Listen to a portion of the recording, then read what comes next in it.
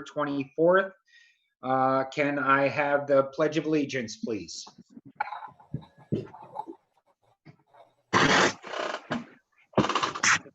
I pledge allegiance to the flag of the United States of America, to the republic for which it stands, one nation, under God, indivisible, with liberty and justice for all. Good boy. And can I have a roll call, please? Ken Nelson, Here. Linda DeGray, Here. Charles Ladd. Absent. Steve Scott. Absent Virginia Higley, Here. Frank Alimo, Here. John Petronella, Here. Denny Grillo, absent, and Richard Suzak is here. Okay, I would like to seat alternate commission member John Petronella for the remainder of the meeting. Is there approval of the minutes, September 10th, a motion? I make a motion to approve the, what was it, 20, whatever. 10th, I can't remember the date. Hold on, I'm looking up. September 10th. September 10th, 2020. Thank you, 2020. Motion made, is there a second? Jenny seconded. Okay, any comments, concerns, questions, or alterations? you know, I did find one, Go ahead. and on page 10, condition number 10, I think that a condition number 10 should read, a sidewalk shall be installed along the entire front of the property with the sidewalk from the driveway running east along Hazard Avenue, shall be installed during this phase.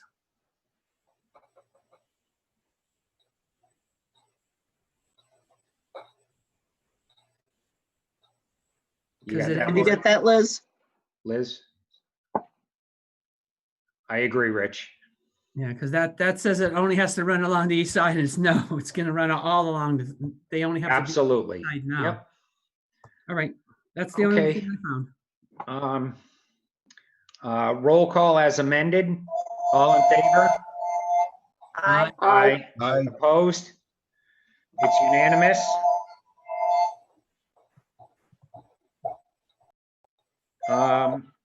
Next. Can you mute her, Lori? Yes, did. Thank you. Public participation. Is there anybody out there that would like to speak in any matter that is not currently on the agenda? If so, please just speak up.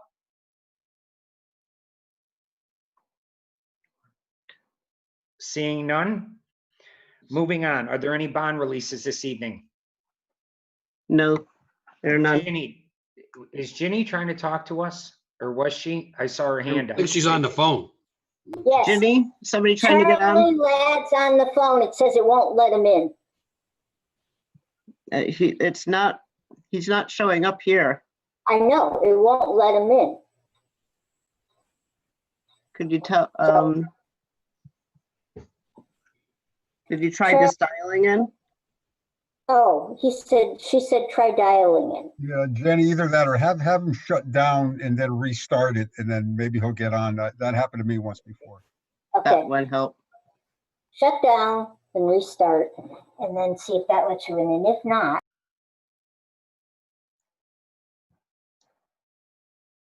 Okay, so no bond releases, no continued, oh, sorry. Okay, moving on. Back to you, Continued Ken. public hearings. I don't see any. None, New public hearings? none, None. Old business? none, New business? none. Okay, other new business. Discussion regarding proposed Lake Overlay District text amendment language. Mr. Chair, I'd like to make a motion that we move introduction of Don Poland with Gorman, New York to discuss the update of the POCD and zoning regulations in front of a discussion regarding Lake Overlay District and text amendment language. Motion's made. Is there a second? I second, Linda DeGray. Okay, all in favor, say aye. Aye. Aye. Aye. Aye. Welcome, Don. How are you? You guys just made my night with bumping me forward. So I'm really well. So, yeah, so Don, let me just give you a little introduction here. Sure. So, for the rest of the members that were not on the interview committee, Charlie and Rich were both on, but we interviewed 4 out of 5 applicants. We used score sheets to determine which applicants we'd like to call back. We narrowed it down to 2, and it was really, really close. And we finally decided on the fact that both organizations would have done a really bang-up job for us as far as what the end product would be. But we decided that Goldman and York really had a little bit of an edge up in that we were going to have the leaders of the company be our consultants.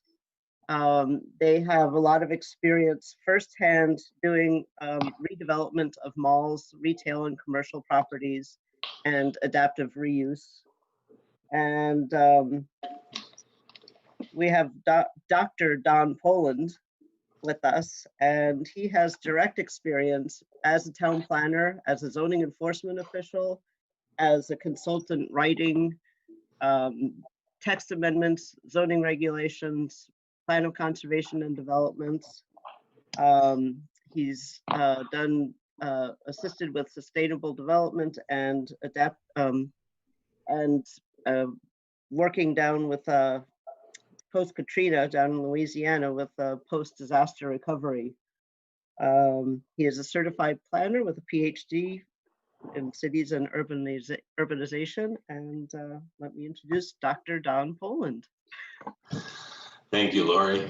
I still kind of blush every time I hear doctor. So Don is just fine for a way to address me, but thank you for the kind introduction. Goldman York is honored and pleased to be working with you guys. As I said to Lori previously, when she said kind of those final decision-making criteria that kind of leaned in our direction, my comment back to her was, you know, I believe any of the proposals you had before you were probably good. I believe any of the firms would likely have provided you with good services. That being said, with where we are today, and that being even pre-COVID, but now probably more important in this COVID environment, I think Goldman York is the right firm at this moment in time for Enfield. Especially in the context of the challenges around commercial real estate and specifically your large retail establishments and some of the corporate office facilities you have. So we're very excited to be here. And Lori, give me direction as to what it is you'd like me to do this evening.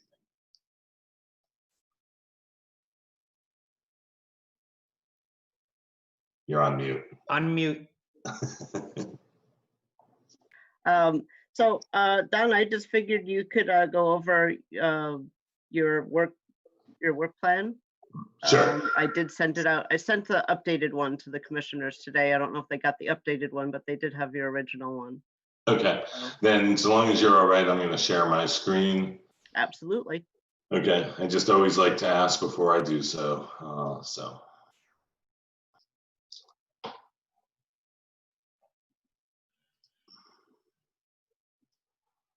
Hopefully you guys are seeing my screen now, which is the cover page to our work plan. Yes. We essentially put together one of these work plans whenever we're doing a large consulting project, especially with plans of conservation and development and zoning regulations. So this work plan currently covers both. Once the steering committees are established for the oversights of the process, I will break the document into 2 separate work plans, one for POCD and one for the zoning regulations. I'll skip over the introductory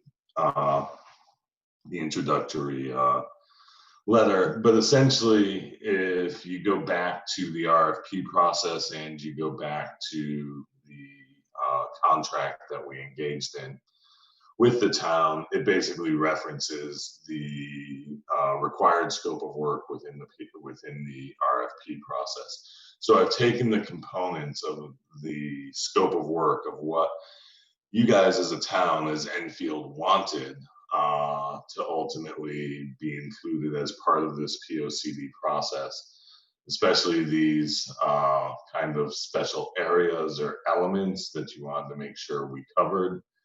And then the basic, what is kind of typical POCD stuff, the existing conditions, the data assessment, public participation, and so forth. So the first part of it just kind of summarizes that and what we will be doing. The second portion for me is really kind of the work plan and the schedule that we intend to follow and hopefully stick to.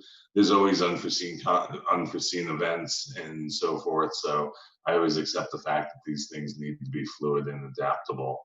But we are very good at sticking to our schedules. So I'm hopeful that that will be the case in this. Just to kind of run you through it, the way this functions in my mind is when you look at research and work for September, this is essentially what I'm doing or what Goman York's doing. And actually, I should take this opportunity to just state, in addition to me working on this assignment, I have two data analysts, one by the name of Valerie and one by the name of Dave. Sometimes they join me in meetings, rarely though. I always joke around that I like keeping them hidden in the office because they make me look really good with their work product that I present to you.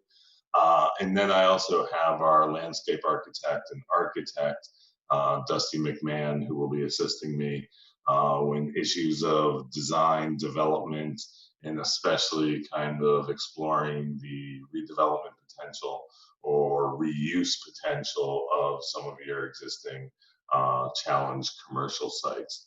That being said, I will be the front person, I will be the face, and I will be the one you're interacting with.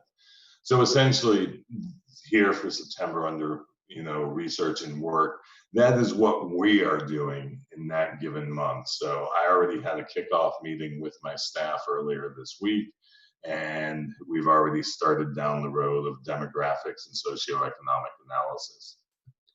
Then ultimately, moving forward, we will move on to start doing natural resources in October, conservation in November, and then on to residential development in December, just to give an example.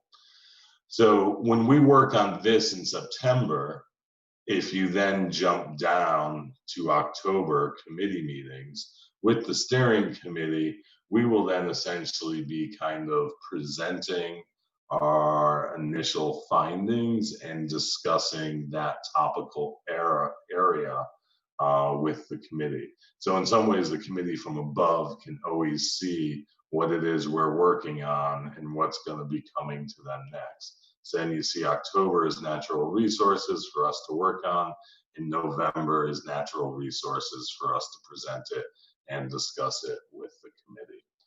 That pattern continues throughout, getting us ultimately to our last topic, which will be infrastructure. The way I view a plan of conservation development, let me just go back here, is this idea that it's your opportunity to craft decisions and policies about what the community wants to be in the future. So we start with the socioeconomic demographic analysis, existing conditions to establish the baseline.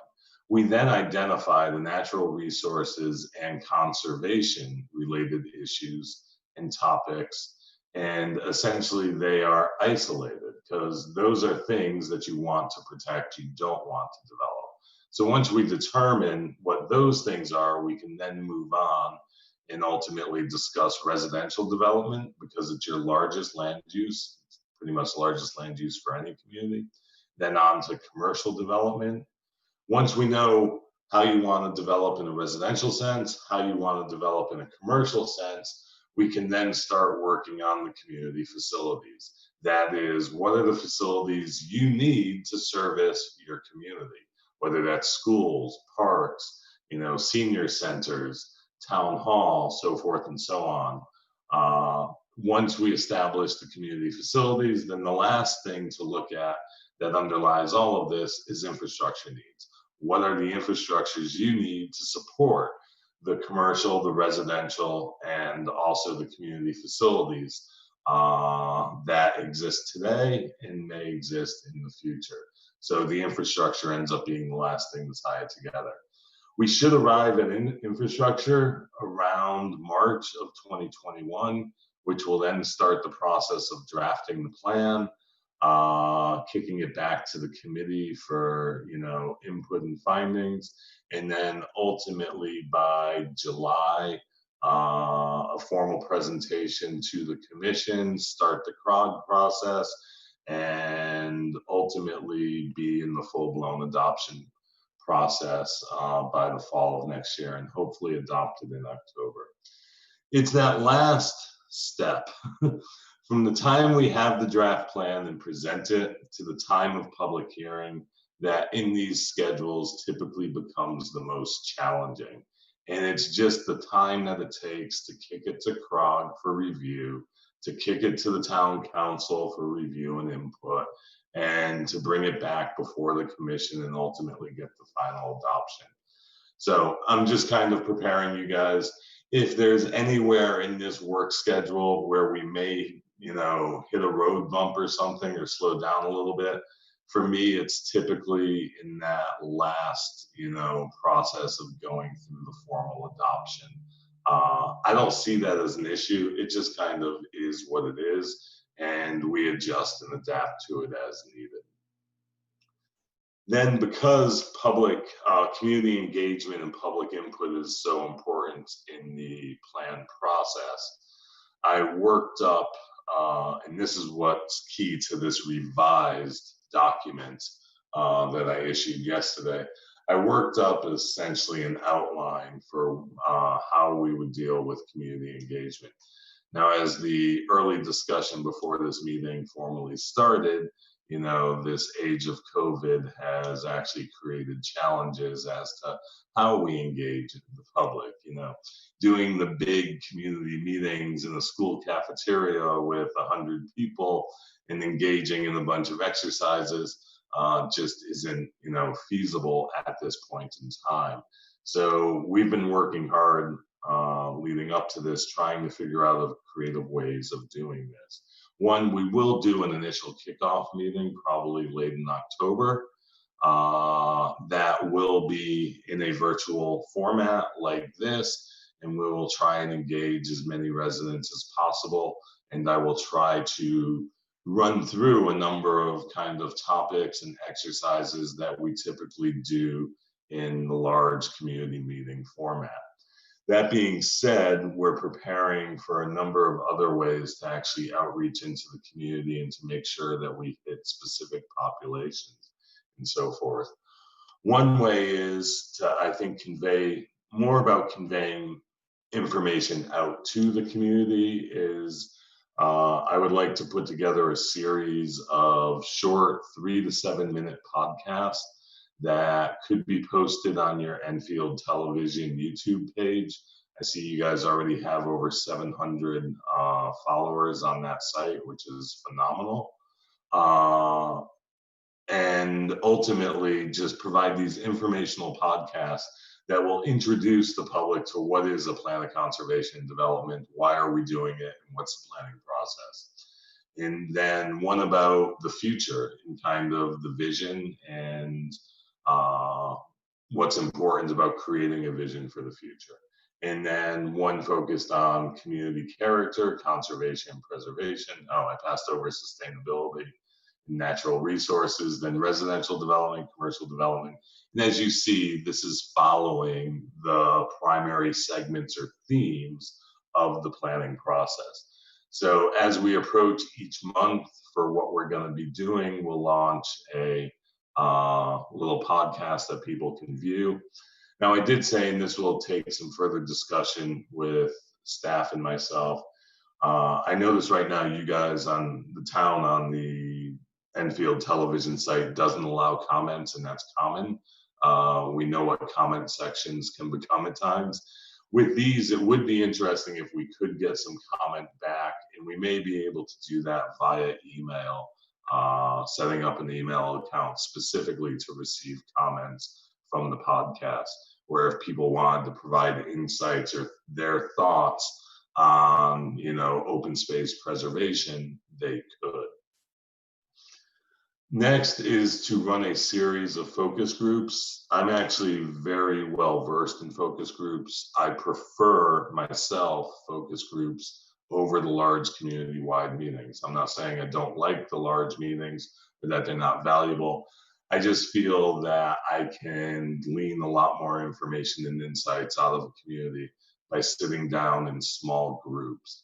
In addition, once again, in the context of COVID, running a focus group with 6 to 10 people in this format is actually a very effective format. It works very well because 6 to 10 people can have a meaningful discussion. It's not like having 60 people on here where maybe it's a bit more chaotic. So first and foremost, we always want to reach out to the business community in the context of POCDs. The business community is usually the most underrepresented group that they just don't turn out at the typical community meetings. Because of the interest of tapping into maybe underserved or less served areas of the community, I think a good way of doing that is reaching out to the faith community, the various churches and religious institutions, to engage in conversation. I would then also use that focus group as maybe a way of finding some additional leads into maybe specific communities that we want to reach out to. So I leave that one kind of open-ended. I always want to do a meeting with town department heads because at the end of the day, if we're talking about community facilities and we're talking about infrastructure and we're talking about future growth and development, then it's going to affect most of the town agencies. So I'll do one with agency heads. There was a discussion around the interest of reaching out to young folks in the community. And I think trying to do a focus group with maybe high school students, the thought off the top of my head, I think when I was in high school, there was a civics club who was kind of interested in politics and policy and, government service and so forth.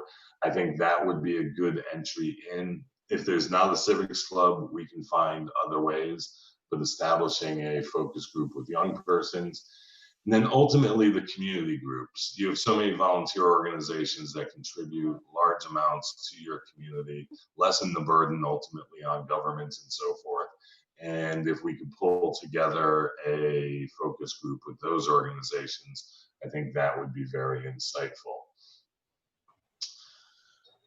This Sunday, Lori and I are doing what I've since labeled or titled our Community Conversations Table. And one, I've done these in the past as just a way of raising awareness around POCD processes. But once again, in the context of this COVID environment, not being able to meet inside, outdoor events become an interesting opportunity, and setting up a table for 4 hours during the farmers market on a Saturday, on Sunday, I think is a good way to elevate kind of awareness of the town kicking off that process, and B, ultimately being able to talk with some people and maybe get some input.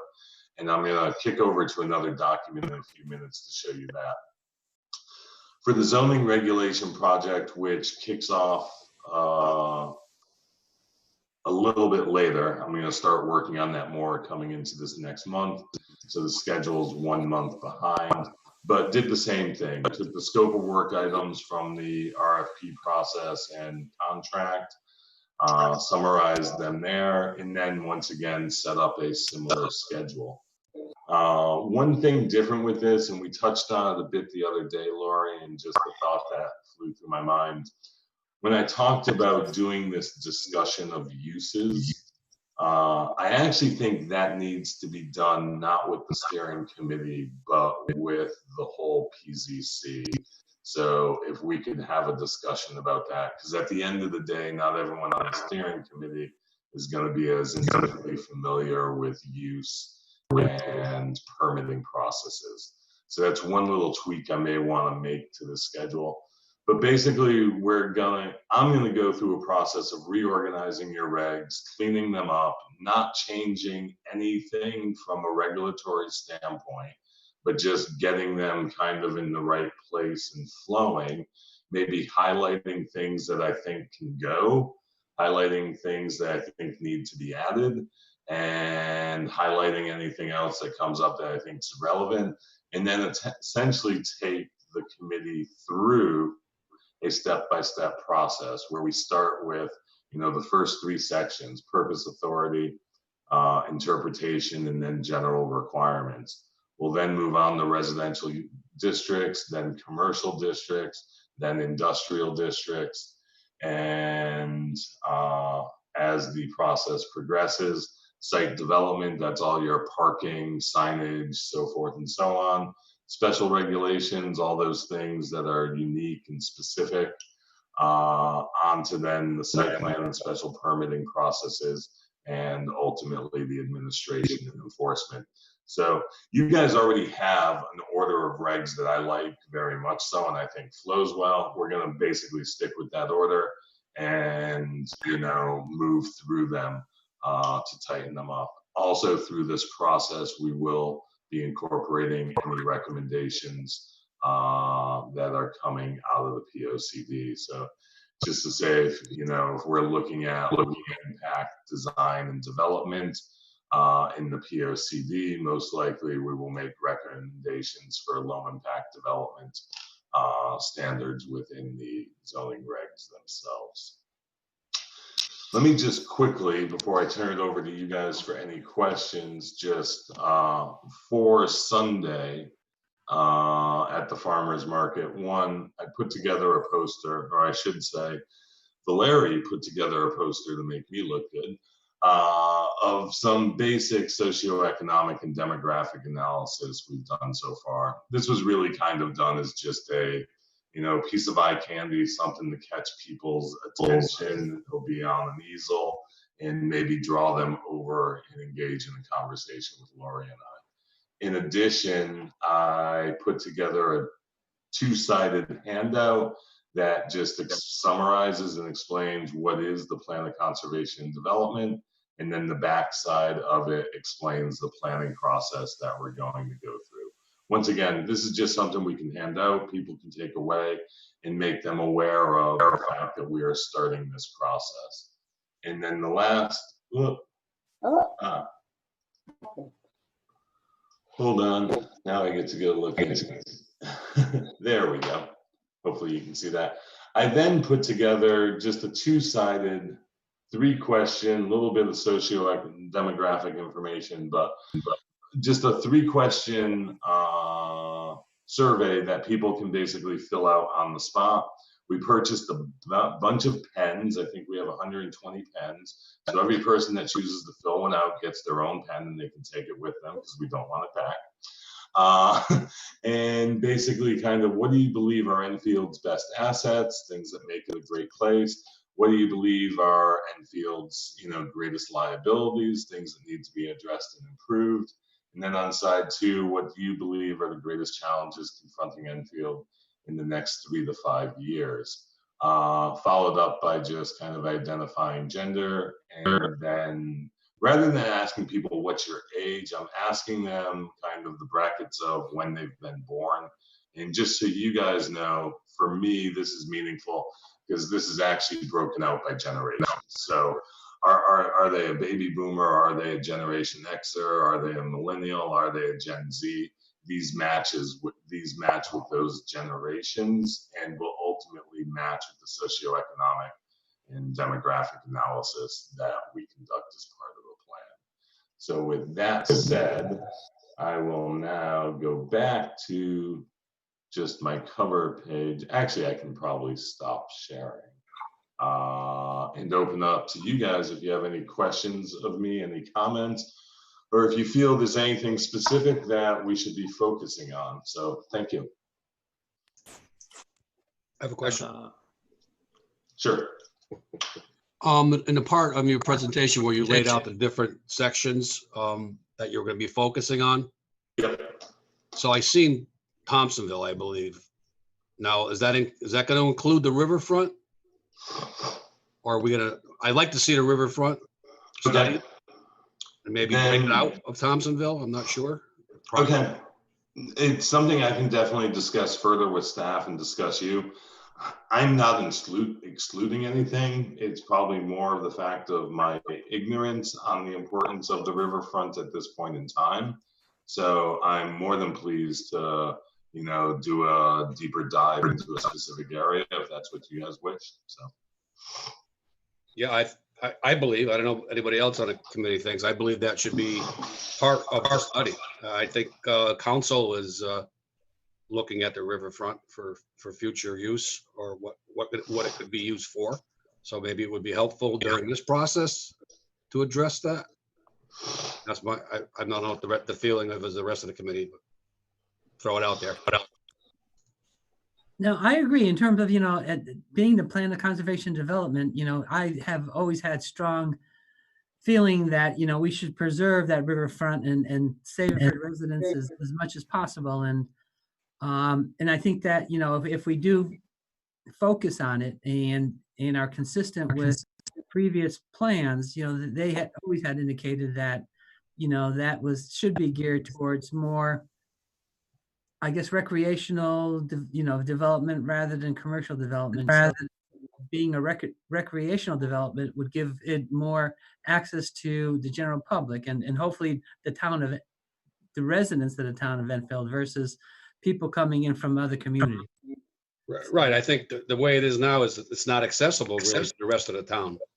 It's only accessible to the people who live along it, and most of it's private property that, it's not residential. So yeah, I agree with opening up to some kind of public parks or some small development for people to come down and enjoy the riverfront.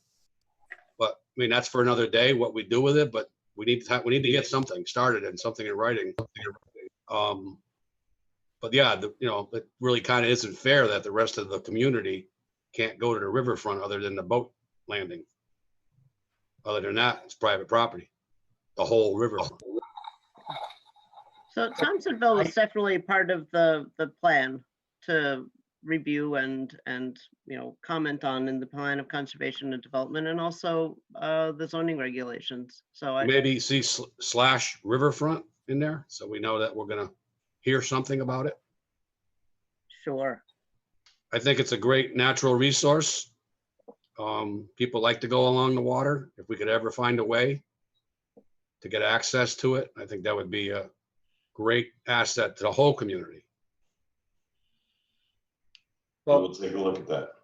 I think part of that, Commissioner Alimo and Commissioner Suzak, is working with the town council to find out what their direction is, because unless the town council is willing to purchase the riverfront property that's down there from willing sellers, there's nothing we can do to change that. And I will not be part of deeming somebody's land valueless because the town doesn't want to buy it and we put restrictions on it that prevent them from doing anything with it. That's not how I want to go forward. But if the town does see fit to purchasing vacant property, which I'm not sure is the case right now with South River Street being for sale.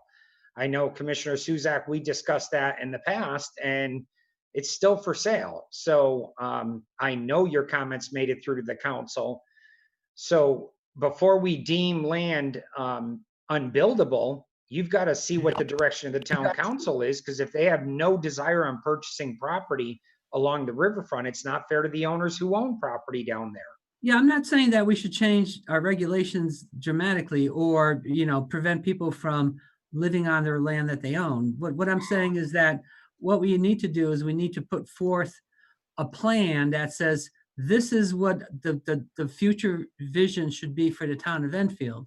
And if this future vision is to become reality, we should take steps that would, create a situation where it could become reality. So, but the first thing is you have to say that this is what we want to do. And I believe that that's, what, Commissioner Alima was alluding to in terms of, until we say that this is really what we want to do, that we want to create some area there, it's never going to go forward. So what we need to do is make that statement that this is the future vision, and hopefully, there are some properties out there that aren't developed. They have, some constraints and they have some, I guess, liabilities, but, ultimately, it might be in the best interest for the town to buy some of these properties that are out there that aren't developed yet.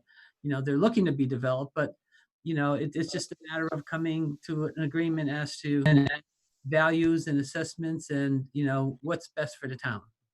So if you switch focus over, if I may, to North River Street, where it's very little residential and a large parcel, which is known as, well, was known or may still be known as the Marty Levitt property. And I know that's been marketed several different times, whether it was commercial or residential use. That land is still there. It was part of the Bigelow property at one point where the power house was located. So there's only probably 5 houses on North River Street. So we have to look at not just South River, you have to look at both. We have to look I at the agree. whole area. I agree with the whole area, Commissioner Alimo, but like you said, the Levitt's property has been for sale. And unless the town's willing to put up the money to purchase it, we really can't, put restrictions on it to make it valueless. And that's why I think the town council really should be involved in the beginning stages of this to say straight out, are they looking at that avenue of purchasing property? We could want a riverfront park all day long. If the town's not willing to put the money up to purchase these properties, we're wasting our time. So that leads me to a good segue, actually. Coming up with, and I don't mean to disregard this whole conversation, but this is something we need to discuss at a future time in greater detail. But we need to decide what sort of steering committee you want to create, and whether you think the steering committee should be the same people for the POCD and the zoning, or should they be separate? And Don and I were kind of talking about this, and I said we really need to get your input on it. Are there any council liaisons on one, both, or if they're combined? No, I don't think so. I don't know of any council liaisons for PZC. no. So, I mean, if you recall the last POCD, we had a lot of people. Basically the entire Planning and Zoning Commission, and then a number of some people from Board of Ed, Wetlands, Revitalization, number of people from Town Council, ZBA, some members at large. So I guess we need to kind of figure out who we want to I guess what we invite. need to do is establish how many people we want to have on it. But I guess, I heard your list that you mentioned, but I didn't hear anybody from the Conservation Commission, and the plan is called Conservation and Development. Right. So- That's So, right. we really should be looking Oh, at. there was somebody from Conservation. And I know that, Don had mentioned the fact that, he was going to be looking at the agricultural, aspect of the town. Where do we want to have farmlands and where don't we want to have farmlands? And obviously it would be beneficial to either have, the agricultural commission or a farmer who's, actively, engaged in agriculture to be on it, because, they have the most knowledge as to, how hard it is. And I'm sure it's very hard to be a farmer nowadays with everything that's going on. And, so they have all these challenges, and how could we assist them with some of those challenges that they encounter? Yep, there actually was somebody on the Conservation Commission. So it sounds like we want to have a good representation across the board from all the boards, commissions, and most of our, Well, to keep it non-political, I would say each commission appoints 2 members, such as what we did on planning and zoning, and those 2 members report back to their commissions, 2 council members, 2 wetlands members, 2 conservation commission members. And then when it comes to residents, I think maybe we try to get a farmer, like Commissioner Suzak said, under the agricultural commission, get, one of the bigger farmers in town, because let's face it, they have the most to gain or most to lose by not putting input in something as big as this. And then because then we're kind of controlling the size of it.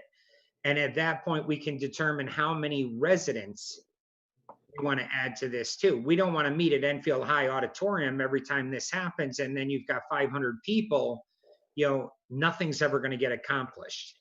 The public hearings are for that. And, when Rich or Charlie reports back to planning and zoning and we like what they're doing or we don't like what they're doing, they report back to the steering committee and they move forward with it. Same with the council on wetlands, instead of, all 10 of us or 9 of us, putting our input in at that meeting, we have one spokesperson for us. And I mean, that was the whole intent of why I was all for putting Rich and Charlie there.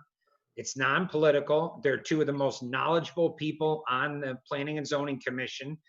And I think we leave it up to the chairman of each commission for them to vote on the members that want to go on it. You want somebody who wants to be there. I know on the town council, they flooded us with different committees and stuff like that. And towards the end, it was kind of pick a straw and you got that committee, but there were a lot of good committees. There's a lot of bad ones. This one here could be a great committee if you have the right people on it who want to be there. How do you guys feel? That makes sense. Yep, sounds good. I like that idea. Yeah, 2 people from every committee. yep. Especially because there's components that each committee will deal with. Like wetlands will have things to deal with, Conservation Commission will have things to deal with, Planning and Zoning will have things to deal with, so it'll be good to have everybody on it. But like Ken says, people who want to be on it, that are going to show up. Well, and contribute, because, if Rich is discussing something about planning and zoning and ZBA, has a knowledgeable member there, they could say, well, we can't do that because of this. Where if you have a member that's just there to fill a vacancy or whatever, they're not going to contribute, and then it's going to get pushed down the line. And then at the last minute of the public hearing, all these problems are going to come up, and that's what we're trying to avoid. Yep. Rich, are you good with that?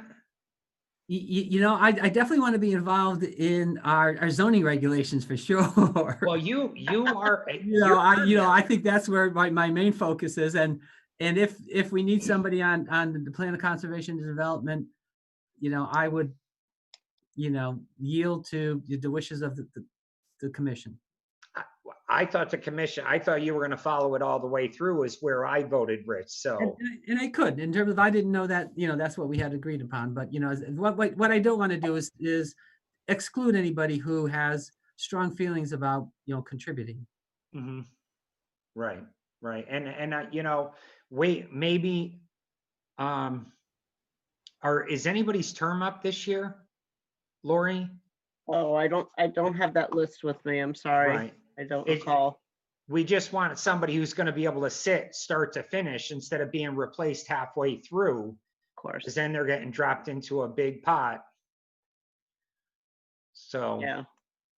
just Okay, well, things to that's look at. certainly good information for us to kind of start gathering people together. Don, did we cut you off at some point?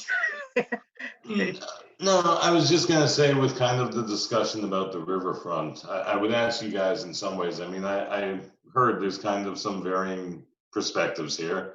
There may be some, concerns over property rights versus government intervention.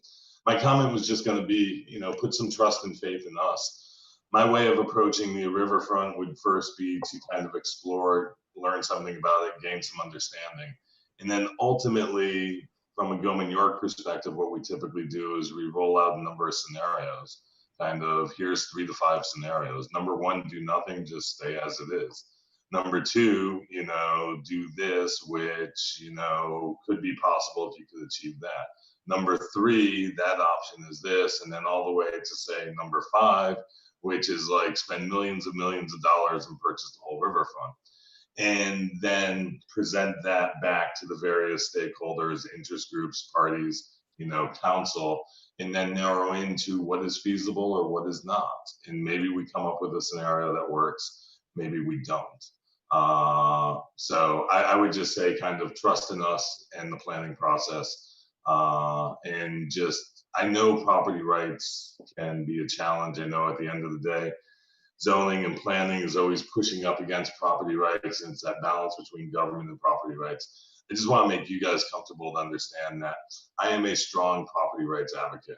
I recognize the role in utilization and need and use of land use regulations and zoning, but I would never put forth any type of plan that says, just to say, use eminent domain and take your whole riverfront and so forth and so on. So trust in us to explore and get good information back to you, because that's the best we can do for you. Just to follow up on it a little bit, I know there's interest in the town or in the town council and past councils, because for over the last 30 years, they've spent thousands of dollars on plans and consultants that were hired to look at Thompsonville. There was waterfront plans developed, and Lori, you could probably find them up in the attic in the town hall. So over all the years, they've spent money. So there's been interest on the riverfront. I've sat on some of the committees 30 years ago, 25 years ago, that produced these studies for the town. So it's always been a main focus of the town. I understand something new. But until they put their money behind purchasing property, they can spend millions more, because I'm sure they've spent millions drawing up plans. But you got to own property to do anything with those plans. Along all the oceanfront properties, they have beach accesses through between properties.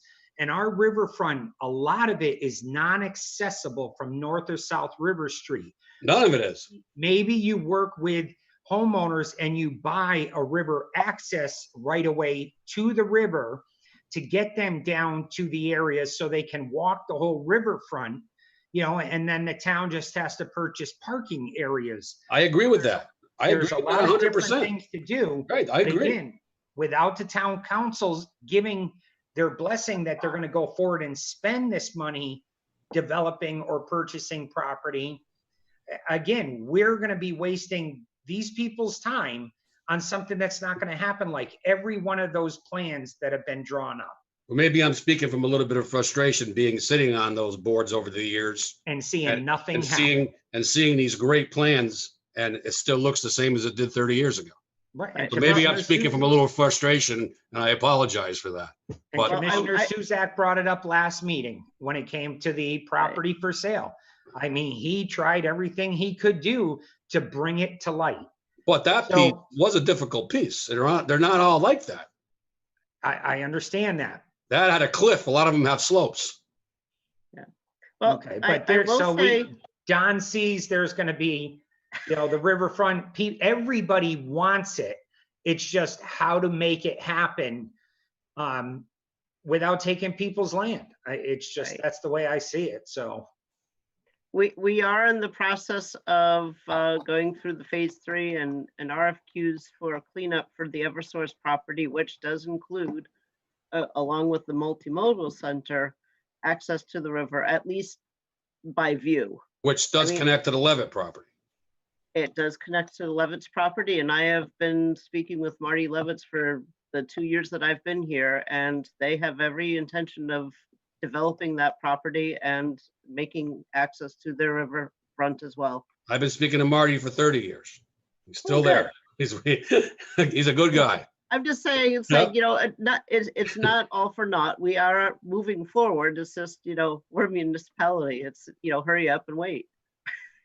Maybe we can make a little tourist attraction down here, because there's a tunnel that goes from Marty's property under the tracks and comes out in Bigelow. So. Well, and we've got 32 Church Street. So, I mean, so, you know, the casket building. So, I mean, this is all, we have all been talking about this for the 2 years I've been here. It has been front and center. Good. So, Right, I'm but glad I to think hear that it that. will be front and center in the near future with all of us. I'm glad to hear that. right. I think a more pressing issue is the mall. Yeah, I mean, you know, trying to get something going with the mall and coming up with an idea that everybody likes and it benefits the entire town. Right. exactly. You know, there's Um, something that's already privately owned. I would hope the developers on board with working with the town to do some, you know, possibly, I believe Rich has mentioned mixed use, you know, maybe some residential above, who knows? Because again, that's something that, you know, the board that makes the decision is left in the dark on every single thing that happens on that property, which just blows my mind. I mean, Well, everything's a secret there. And, It's- you know, then it gets sprung on us the last minute and people get upset that we didn't notify them. Well, we didn't know either. I think on one of those committees I served on, we actually connected the riverfront to the mall. We've already Got moved on. Yeah. So, no, back Okay. to the mall. We can Okay. connect. Okay, so I spoke with the owner, well, the representative of the owner today, and they are still working towards filling the mall and trying to work with us with some other things that we've got planned. So we're on top of that as well. But then we've got Mass Mutual. I mean, that's never gonna have employees in it again. So, you know, we've got a lot of things to look at and a lot of adaptive reuse, and that's why we've got Don on our side here. And that's where I just want to throw out, right now, at this very moment, I'm working on 2 mall sites for the owners of the mall. One in Connecticut, which is the Connecticut Post Mall down in Milford. And the other one is out in Colorado. And that owner actually has an additional mall outside of Chicago that we're probably also going to be working on. So I just want to add to this, we have expertise on the developer owner side, and we also have expertise on kind of the municipal side. So that's why I said, I think we are the right firm at the right time for Enfield, because we can really help you work through what are challenging sites and are going to get much more challenging, especially with the impacts of COVID. Retail's been in decline, or segments of retail, specifically apparel, department stores, and bookstores, which are kind of the lifeblood of malls, have been in significant decline for years now. And the unfortunate circumstance of COVID is it will accelerate the decline, which means it will accelerate the decline of most malls. But we're prepared to work with you guys and figure out solutions. I have a question on the mandate of these development plans. So they're mandated by the state, correct? Once every 10 years? Yes. Yeah. Okay, so is it each individual's town's ordinances on how they're used? Because it really isn't something that is used or can be used, or it's like it's used to fight with. I look at it as used to argue with.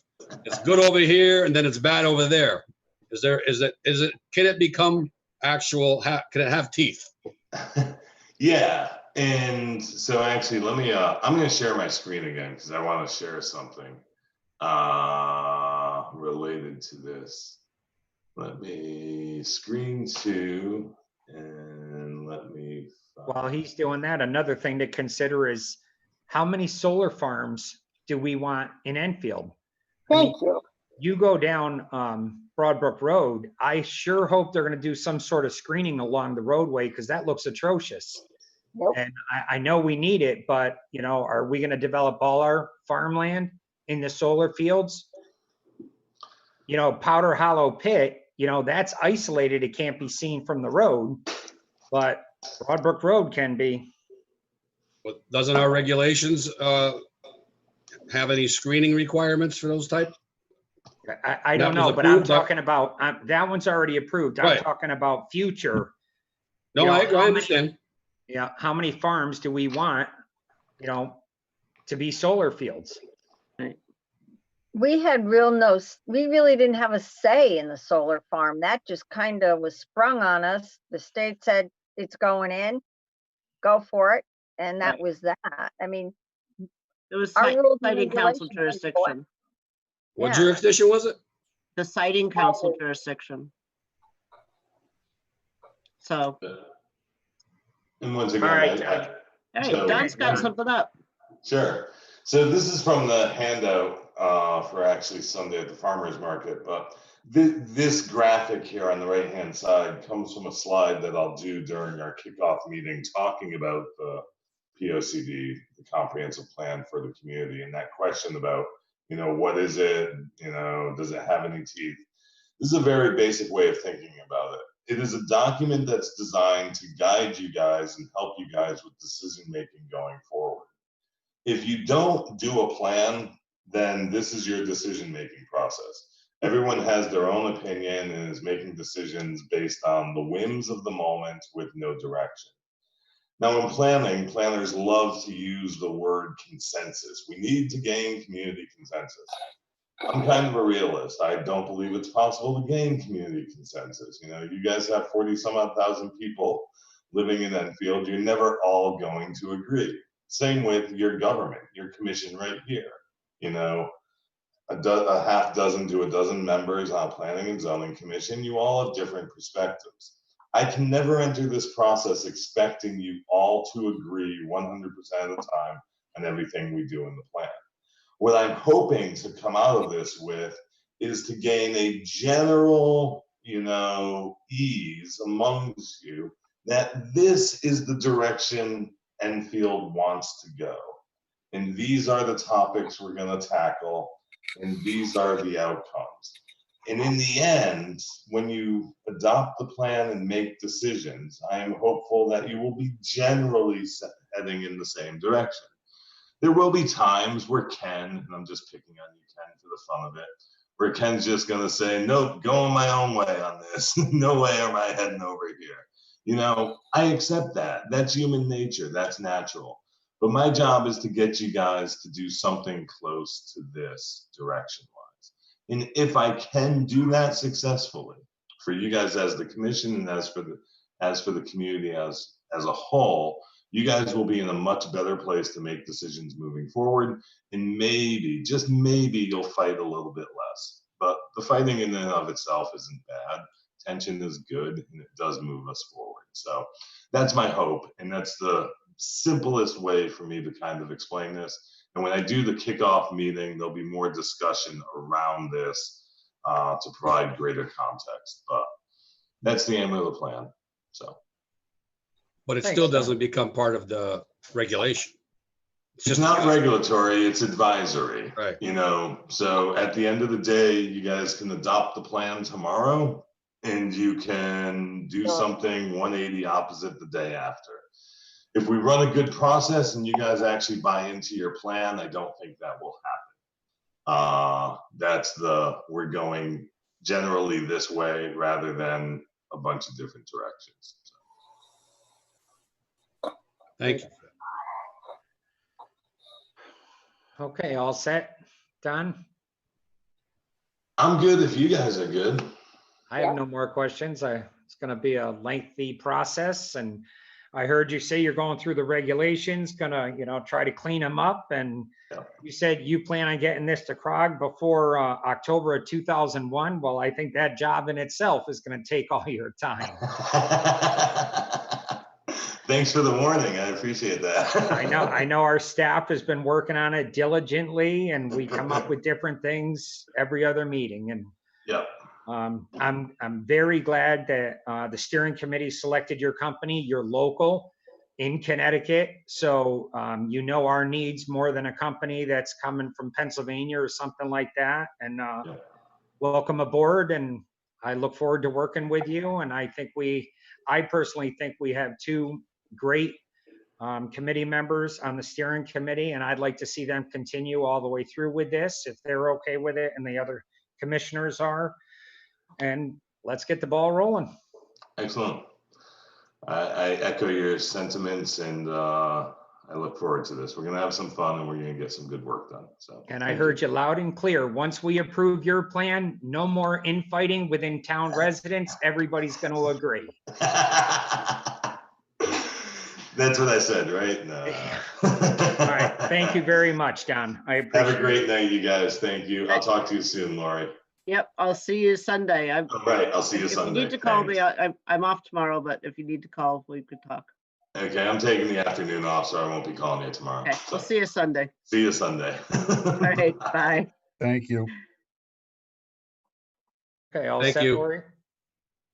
Yeah, so, yeah,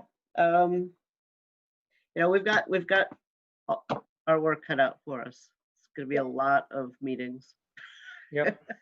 Good. You know, again, I'd like to voice my opinion that it's good to have somebody local in terms of who understands what Enfield is Mhm. about in terms of, you know, he's not naive. He seems to be down to earth and, you know, he has a good understanding of, you know, the suburbia that we are and maybe the direction and maybe he understands, you know, what our phobias are and what kind of label we have, you know, in his own mind. And I think that, you know, as long as he tries to improve that label that we have, that, you know, we're a progressive, you know, community trying to, you know, move forward, I think that, you know, we're going to come out in the end very well, very well. I'm happy that he knows what the Connecticut River is. You know, you look at what Hartford or East Hartford did with their riverfront, you know, I mean, so here's somebody who sees what can be done on that river. And, you know, I look forward to it. I think you guys are going to do a great job. Yeah, you know, the thing we do have the southern boat launch area. I forget what it's called. But you know, the thing is, I think Parsons Road. Excuse me? Parsons Road? Yeah, Parsons Road. In terms of, but the currents there are a little more significant than they are, you know, at the upper level, you know, boat launch. So, you know, that's a little more challenging. But there are trails down in that area, and there is a parking lot there too. Mhm. So that, you know, we should again look at the big picture, not necessarily focus. Well, you know, obviously we're trying to focus on Thompsonville, but you know, when we start, you know, sort of moving our gaze to different portions of the town, you know, we shouldn't neglect those portions of town either. I agree. And I think Lori summed it up. We look at the entire riverfront from border to border. Right. Yep. A lot of the land is owned by Eversource, CLMP, Mhm. Yeah. north of North River Street. Mhm. Because I can remember walking along the bluffs there, you know, just, you know, adjacent to the southern border.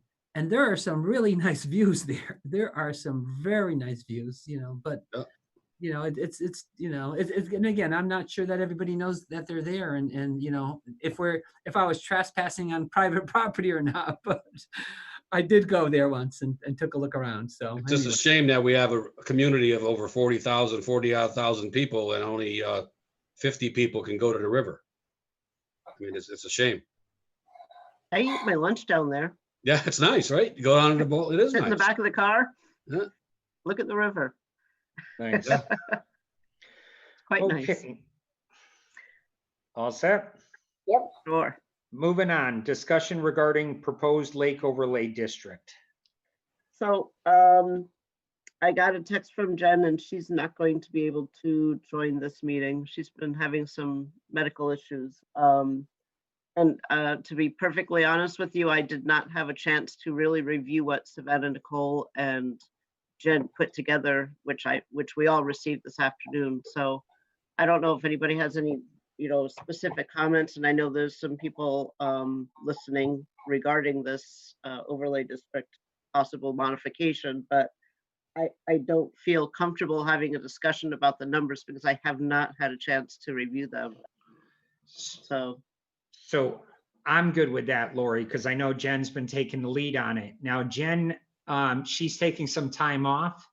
She will be out on medical leave for the next 3 weeks. Right, so she won't be at the next meeting either. No, but I'll have at least had time to talk with her and Savannah Nicole, who processed the data this week on Crescent Lake. I just haven't had, today was just absolutely crazy. It was one meeting after another. Is there any reason why Savannah Nicole can't sort of pick up the ball and you know, follow in Jen's footsteps while Jen's out, you know, on? Well, she certainly, yeah. So I did meet, not personally, you know, Savannah Nicole on these meetings that we have had, and she is an intelligent person. So it's not like we can't bring her out in public, that we're ashamed of her, you know.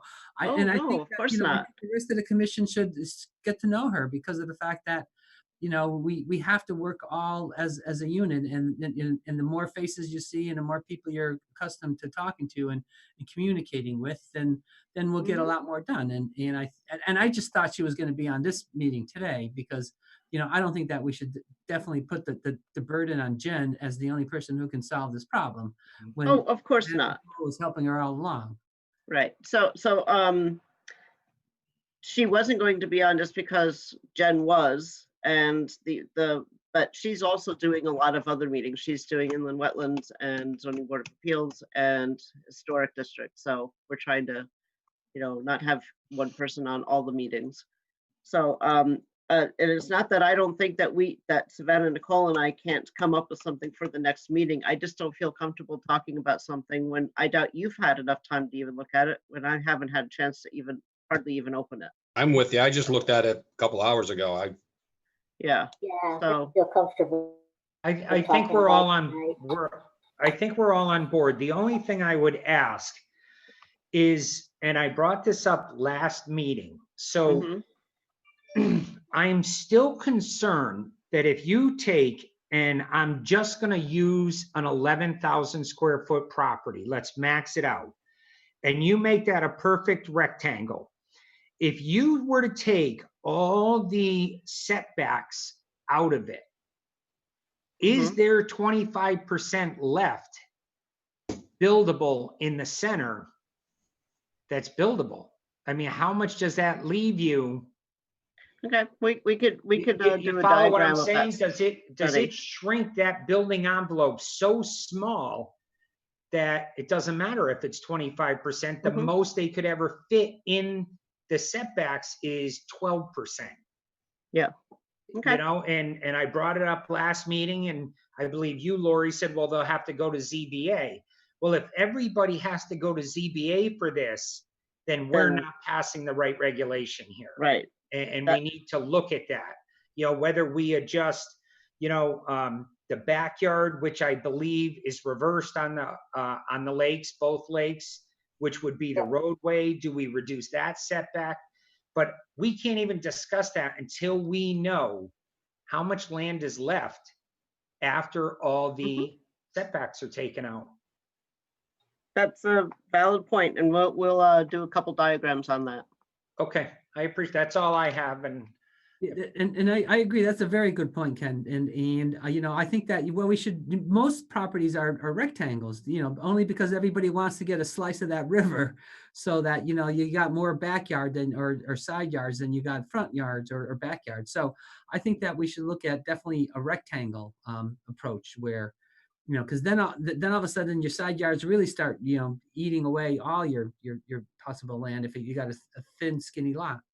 Mhm. you know, and it even goes farther, because with the lakes, even if the setback is your rear yards, or in this case, front yard setback is 30 feet, what's the restricted access, the restricted land from the wetlands? I believe that's 100 feet. Yep, Well, it's not necessarily restricted. It's just you need to get a permit if you're going to do something. Mhm. It's Right, not so saying that you that's what I'm can't, saying. It's just says you need to get permission. Right, So, so but an- again, it's just like Another valid ZBA. point. You know, just like ZBA, you know, we can make the regulation, but if it doesn't fit any of the other commissions, it's kind of a waste of time. So, you know, I think we need to look at that front backyard setback, because the houses are reversed, before we move forward on this. Okay. Yeah, You guys this in has agreement, become like everybody? way more of a major project than we I anticipated. absolutely, Lori, but again, we see the regulations, they've been thrown together in a lot of cases, and they don't make sense, and I don't want this to be one, so. I agree. Definitely. We don't want to come up with something new that's going to drive people at ZBA. What are we doing? And this is Absolutely. I what I mean, wanted both lake districts looked at prior to just making some blanket decision on Mhm. verbiage. So, I understand that totally, Linda, but it doesn't matter what lake it's on. It's right, it all the still same. has to, Yeah. it has to be the same. Yeah. No, like I said, the last presentation we had was just to start the conversation, to see if you even wanted us to continue. Because as I said, it's very time consuming to do this research I know. And then, you know, analysis. worst case scenario, Lori, you don't get to it. Jen's not going to be at the next meeting anyways. And I'd rather have you have the time to get us the correct information than Mhm. trying to rush it through and us getting it at the last minute, which I really appreciate you doing. But you're right. You didn't have time to review it. I did the same thing. I opened it. I scratched my head and said, there's no way I'm going to absorb this before the meeting. Exactly. You know, So we were hoping to have it done earlier and it just didn't happen. So, that's okay. I You know, understand. so All right. So you So, guys yeah, are good we'll- with that information too? Yeah, main thing is to get it done correctly. It's not something we want to rush. exactly. so you got We want it consensus. to work. Right. Yeah. Okay. Good. Okay, All right. thank you. So anything else on that, commissioners? No, Seeing nothing, moving on to correspondence. nope. Anything? Wait, I No. don't have, Okay. Commissioners' correspondence. I have something.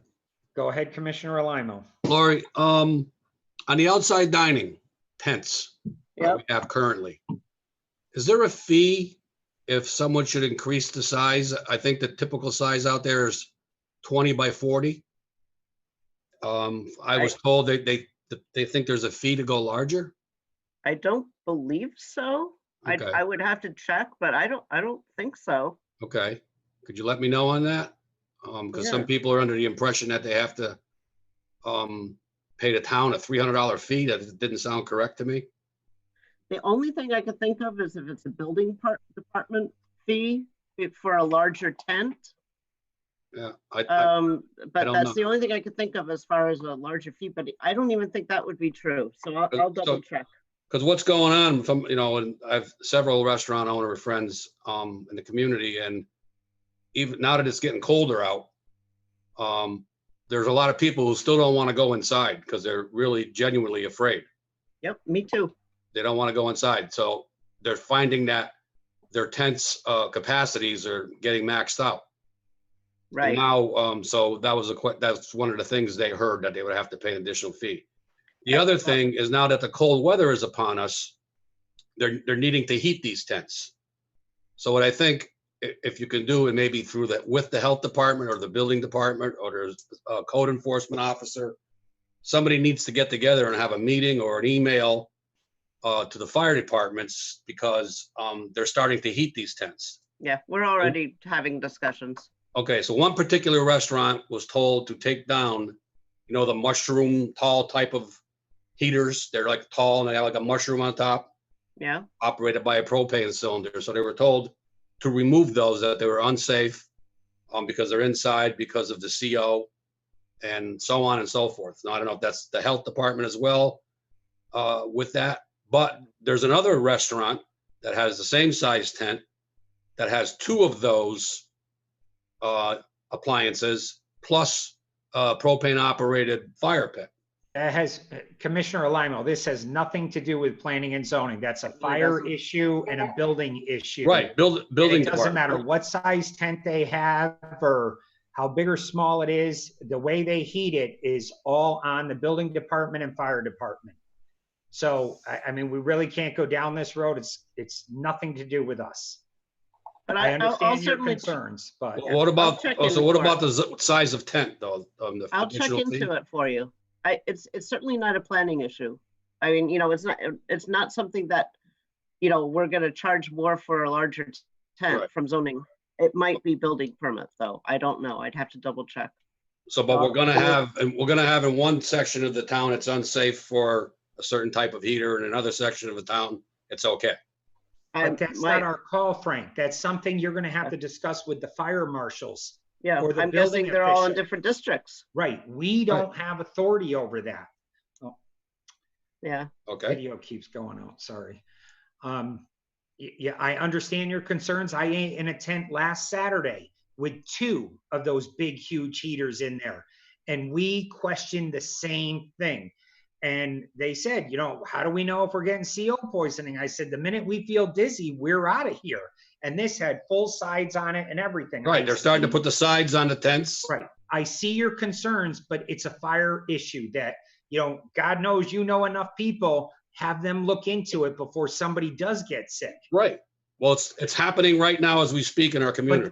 But that's not us. We can't, Lori has zero authority to contact the fire marshal. You as a resident, you have all the authority in the world to Doesn't do. the zoning board, the zoning official, code official come under the planning department?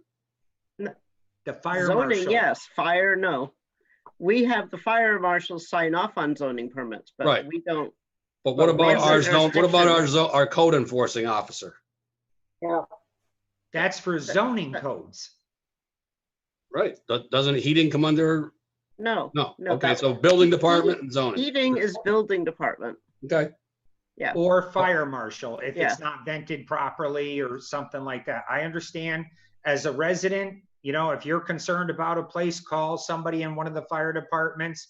I think you might know one or two people. Yeah, well, I'm just bringing it out there that it's different in different parts of the community, so residents should know what to expect. But you have different fire marshals in different parts of the community. Right, And that's where somebody really, you know, who has knowledge of this, maybe has a sit down with the 5 fire marshals. But what I'm saying is this is zero to do with us, nothing. Once it gets approved, if somebody came to us today and they wanted to put a large tent up and heat it, that would be a question because we are in charge of public health and safety also when we're approving the plan. right, but I thought the COVID tenting regulation that came from the state came to us, through us. It did to allow the So- tents, but once they're up, it's not our purview to make sure that they're constructed properly or they're heated correctly. That's up to the building department and fire marshals. And I wouldn't want them stepping on our toes, and I know they don't want us stepping on theirs. So, you know, like I said, as a resident tomorrow, you can call whoever you like and discuss your concerns, because if what's happening, if what you say is happening, no, it's not right. You know, but we're not the board to correct it. So I just thought because those COVID outside dining came through this commission for, Well, basically, that was just so that we didn't constrain and have any constraints for people to open up dining areas. Basically, I guess the governor said that, you know, boarding, you know, in planning and zoning departments, you have no say. This is what they're gonna be allowed to do, and you're just gonna, you know, accept it. That's the way it is. we didn't allow outdoor tents, period. So this is something like Rich so they said, basically told us it's- we couldn't stop it, but it came through our commission. Right, but the only reason it came through our commission is because the governor says, you don't have a say. This is what I'm gonna allow them to Mhm. do, and you're gonna allow them to do. Right. and Within that's- 10 days. You're gonna Right. approve it. That's just the way it is, and like Ken says, is we can't control it. You know, we just can't Right. control it. We usually got a permit out within a day or two. Right, no, we You did a guys- good no, job. you You guys guys did a did- great job. You guys did a great but job. It's after the fact. It's like approving a house and then going back 3 years later and telling them, well, we don't like what you did inside. That has nothing to do with us. So moving on. Okay, thank you. Any other commissioners' correspondence? Seeing none, town planners report. Just moving on with lots of things that, you know, Win Stanley is still outstanding in the court. We're still working on the return of record. Let's see, we are trying to have a winter's farmers market. We haven't finalized that thought yet, but we might hear within the week, this next week, as to where we might be having that. And I believe they're trying to keep the farmers market going through October instead of having it stop this weekend. So that was good news, I think. Do you know if the town's gonna have the Jack-o'-lantern festival? I do not know. Because I mean, that's huge for the kids. Jack-o'-lantern festival. I will ask. All right. Thank you. And please give Jen our best. Mhm. I wish her a speedy recovery. She'll be fine. She just needs to get Yep. things fixed. Take her time. Yeah. Administrative approval report. None today. None. Beautiful. Application be received. Yep, just this 10 Duff Drive special permit and site plan review for expansion of a non-conforming structure. Now, for a garage wasn't that on the agenda last meeting? It may have. I think it was. I think Yeah. it was, now that you say that, it really, Just my concern is how come we didn't move on it? I think it's still gotta go to wetlands. Okay, nothing to do with us. Let me just see. Actually, I think Jen might have told me that, Lori. Yep, I it needs wetlands approval. And Yeah, it was on last agenda. I have it here. So- okay. So Yeah, never but mind. it went to Already been wetlands accepted. Monday. Yeah, Yeah, okay, so it's already been accepted here, so. okay. Do you know if it passed? No, it's gotta go to wetlands. I think it's next week. I thought it went Monday. Oh, yeah, you know what? Good. Ginny, you were there. Did it Yeah, pass? Thanks. yes. Yes. All right, so we'll see it next meeting. Yep, next meeting, Okay. absolutely. Thank you. And then, Dory, was that the one that we had to have the special meeting on? I believe so. 10 Duff Drive, That's, yeah, okay, Garage Edition, okay. Brian and Bosher. We're all set. Yep, Okay, thank and you. then, yeah, so you'll Discussion. hear, well, you'll hear that at the next meeting. okay, thanks, Lori. And last is discussion combining planning and zoning and wetlands. I don't believe anything's happened with that. I don't Nope. believe so. Okay, that's it. I'll accept a motion for adjournment. So I moved. make a motion to adjourn? Second? Motion's made and seconded. All in favor, say aye. Aye. Aye. Everybody have a great night. Okay. Right, come night. come visit the booth this weekend at the farmer's market. What's that? Come I was visit planning the, on doing it. Well, Do they still have tomatoes? I think our steering committee members have to attend that and work the booth, don't they? yeah, I think so. I got a golf tournament on Sunday. I'm sorry. Oh, it's Guys, have a always great golf. night. Have a good night. Good All night. right, good night. Bye. Bye.